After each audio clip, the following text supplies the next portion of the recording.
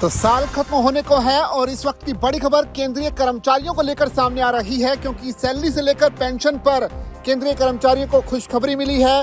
मोदी सरकार ने बड़े नियम बदल दिए हैं और इसका जो फायदा है 1 जनवरी 2026 से मिलने लगेगा। लेकिन बड़ा सवाल यह है कि आखिर नियमों में बदलाव क्या कुछ किया गया है, क्योंकि बीता जो 2025 का जो साल है उसमें काफी बदलाव सरकार की तरफ से किए गए। वैसे आपको पता ही है कि 7वां वेतन आयोग 31 दिसंबर 2025 को खत्म हो रहा है और नए आयोग को रिपोर्ट देने के लिए 18 महीने का वक्त मिला है।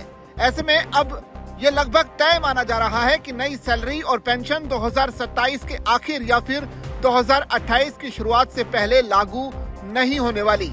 वैसे साल 2025 में केंद्र सरकार के कर्मचारियों की नजरें ज्यादातर 8वें वेतन आयोग पर टिकी रही।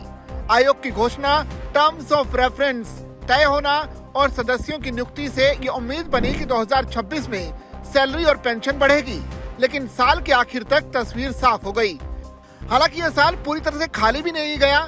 सबसे बड़ी राहत पेंशन को लेकर मिली। सोशल मीडिया पर पेंशन बंद होने, डीआर खत्म होने या भविष्य में कटौती जैसे दावों से कर्मचारियों और पेंशनर्स में डर था। सरकार ने बार बार साफ किया कि मौजूदा पेंशन व्यवस्था सुरक्षित है और किसी भी बदलाव के लिए तय प्रक्रिया अपनाई जाएगी। इससे खासकर रिटायर होने वाले कर्मचारियों और पेंशनर्स को मानसिक सुकून मिला। इसके अलावा एनपीएस से जुड़े नियमों में भी अहम बदलाव हुए। अब रिटायरमेंट पर पूरा एनपीएस फंड निकालने की सीमा 5 लाख से बढ़ाकर 8 लाख रुपए कर दी गई है।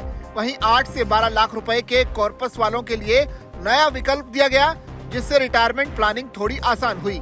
वहीं महंगाई के मोर्चे पर कुछ राहत मिली। 2025 में भले ही नई सैलरी नहीं आई हो, लेकिन महंगाई भत्ता लगातार सहारा बना रहा। मार्च में 2% और अक्टूबर में 3% की बढ़ोतरी से पूरे साल में कुल 5% डीए बढ़ा। कई कर्मचारियों के लिए यही इकलौता नियमित इंक्रीमेंट था, जिससे बढ़ती महंगाई का कुछ असर कम हुआ। खाने पीने, किराए और रोजमर्रा के खर्चों में इस बढ़ोतरी ने थोड़ी राहत जरूर दी। इसके साथ ही 2025 में डिजिटलाइजेशन और सर्विस नियमों को आसान बनाने पर भी जोर रहा। पेंशन, छुट्टी, ट्रांसफर और शिकायतों से जुड़े कई काम ऑनलाइन किए गए, जिससे फाइलों के चक्कर कम पड़े। साथ ही सरकार ने यह भी साफ किया कि आगे किन भत्तों और सर्विस कंडीशंस की समीक्षा होगी और क्या चीजें जस की तस रहेंगी। कुल मिलाकर 2025 कोई बड़े फायदे का साल नहीं रहा, लेकिन स्थिरता, साफ नियमों और धीरे धीरे सुधारों का साल जरूर रहा।